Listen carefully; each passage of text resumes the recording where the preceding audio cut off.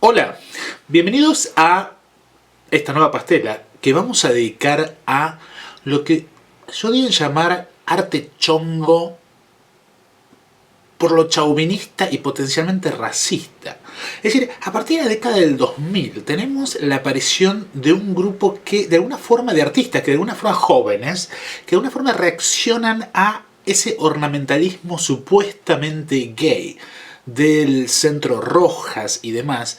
Y es un arte que se podría llamar, se podría llamar brutalista, pero no lo es. Pero que se define en oposición a ese contenido, digamos, delicado, ese arte delicado, ornamental y gay. Y yo digo que potencialmente este arte puede tener derivaciones chauvinistas por un lado y racistas por el otro, en dos casos particulares que me gustaría analizar, que son el de Adrián Villarrojas y el de Marcos López. Digamos, de alguna forma el Centro Rojas desarrolló un grupo de artistas que se abocaron a un tipo de arte más bien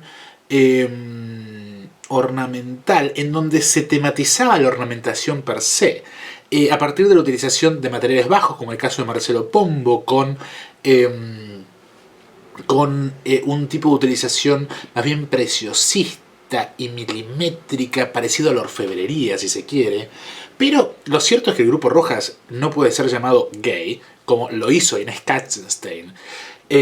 Porque en el grupo Rojas tenemos a gente como Sebastián Gordín, como Miguel Jarte, que no son gay, para empezar, y la estética tampoco es una estética que puede ser llamado gay, sino más bien neurótico obsesiva, y ahí sí podemos incorporar a todo el Centro Rojas con Marcelo Pombo, con Esquirilo, con Gumier y demás. Pero este grupito que reacciona a todo esto, de alguna forma a la interpretación de la crítica al Centro Rojas, sin elaborar una relación real, vamos a ver que toma una actitud mucho más, digamos, masculina en un sentido equivocado, que como vamos a ver, plantea una serie de consideraciones temáticas sobre la muerte, el cambio, la madurez, la infancia y la Argentina que me gustaría discutir en el marco de este blog. Empezamos. Yo delimitaría el territorio en el que este grupo opera en dos casos extremos. Del lado modernista, es decir, del productor de cuadros que se cuelgan y se miran, tenemos a Matías Dubil, y del lado postminimalista, es decir, del lado del productor de un tipo de arte en el que las condiciones teatrales necesarias para que el minimalismo ocurra son violadas de tal modo que se incluye una narrativa y el espacio de la galería se convierte en una suerte de escenario teatral, tenemos a Adrián Villarrojas. En el medio está, más cerca de Dubil, tenemos más cerca de 2000 a Carlos Hoffman, quien tematiza la cuestión de la masculinidad a través de la inclusión ubicua de la serpiente como alegoría del falo, y más cercano a Adrián Villarrojas, pero aún modernista, tenemos a Eduardo Basualdo y sus obras que están a medio camino entre la escultura y la instalación teatral. Lo que primero sorprende de este grupo autoproclamado masculino es su modus operandi femenino. Actúan de a grupo como en una película de Almodóvar en la que siempre hay una conspiración de mujeres. El actuar masculino en el arte es más bien directo, puntual y solitario. Sin embargo, ellos son muy indirectos en el sentido de que proclaman algo que no hacen, poco puntuales en el sentido de que no hay economía de recursos, sino que usan al máximo el espacio posible y la mayor cantidad posible de recursos visuales y plásticos son desplegados, es decir, sin ningún tipo de criterio o economía. Y en el caso de Villarrojas transforma el grupo de machos en algo así como una extensión del artista en sus colaboradores. Esto es lo que yo llamo el lado negrero de Villarrojas. Desde ya, el arte de estos muchachos no es original, sino que sigue la tendencia internacional del arte punk vandálico de artistas como Terence Coe y Rebecca Warren, por dar dos ejemplos. Sin embargo, algo que caracteriza a los argentinos fue un rechazo consciente a una estética preciosista y supuestamente gay a través de una glamorización o estetización de la destrucción como pauta fálica de autoría artística. El caso más cercano a Terence Coe es Eduardo Basualdo. La obra de Basualdo es modernista en el sentido de que, a pesar de que invita a entender el espacio de la sala como el escenario en el cual cierta acción ocurre, este tipo de relación teatral entre la obra y el espectador de arte no cuaja. En contraste con esto tenemos el ejemplo de la obra postminimalista de Adrián Villarrojas y lógicamente del minimalismo en general. En otras palabras, la obra de Basualdo demanda del espectador una distancia crítica entre sujeto y objeto, los que solo interactúan a los fines de la observación estética. En tal sentido, la obra de Basualdo es modernista, iconográfica y en muy bajo grado narrativa y alegórica. Desde este punto de vista es fea, innecesaria y plantea algunos problemas en el derrotero de su investigación, como vamos a ver.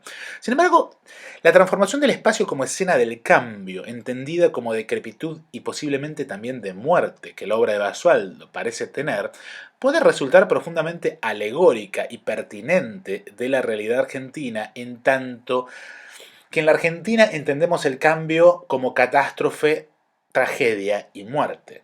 En este sentido, su obra puede ser concebida como la otra cara de la monumentalización de la muerte que fascina a los argentinos y que hace que nos desgarremos en cámara, el salón de Eva Perón del Congreso, en Facebook, cada vez que algún famoso se muere. Mi problema con Basualdo es que si bien encara una investigación más que interesante en una ciudad como Buenos Aires, en la que todo gotea, en la que los frentes de los edificios no se pintan sino cada década, y en la que los balcones comienzan a caerse y a matar gente, en realidad comienza la investigación para dejarla ahí a mitad, en un plano muy estético. El problema de la obra de Basualdo entonces es que está en este modernismo de objeto estético de museo que por fea, negra e incómoda que sea, su obra sigue siendo. En una entrevista en Proa, el artista dice que su tema es la exploración de la idea del límite. Y lo que se precipita más allá de la obra, más allá del límite. Y este es el problema porque hace del cambio algo que no se explora, sino algo que se evita. Si bien Basualdo enuncia el cambio, lo que nos entrega es el producto finalizado. Su preocupación es la de hacer del cambio algo permanente, o en otras palabras, su preocupación, y en esto se parece mucho a Liniers, como vamos a ver en un momento, es frenar el cambio, que no se crezca. Es un nene que se niega a crecer. Y esto para mí es la estética hijo de, pero vamos a ver más adelante esto. Sin embargo, algo que tanto Basualdo y Villarrojas parecen problematizar es lo que Jacques Derrida llama parergon, es decir, el marco de la obra de arte, como espacio intermedio que excluye e incluye al mismo tiempo al espectador. Es decir, Basualdo y Villarrojas para mí mueven el problema del marco al centro de la escena.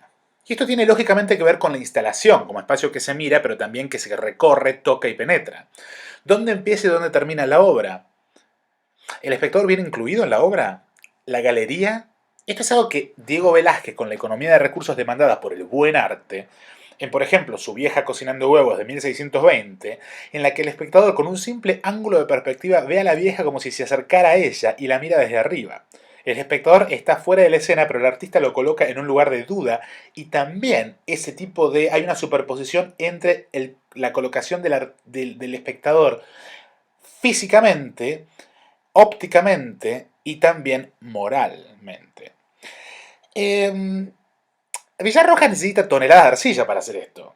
Es decir, Villarrojas logra algo más o menos similar, no moral, sino que lo moral lo proclama a través de sus teorías ecológicas y qué sé yo, del tiempo inmemorial y de que el fin de la historia y qué sé yo. Pero es decir, hay que leer como 3 catálogos para entender a lo que se está refiriendo. Algo que Velázquez hace inmediatamente en un instante. En otras palabras, en el grupo de los chongos, él es el chongo histérico que quiere que lo toquen, pero cuando uno lo toque, toca pide pido. Estoy hablando de Basualdo.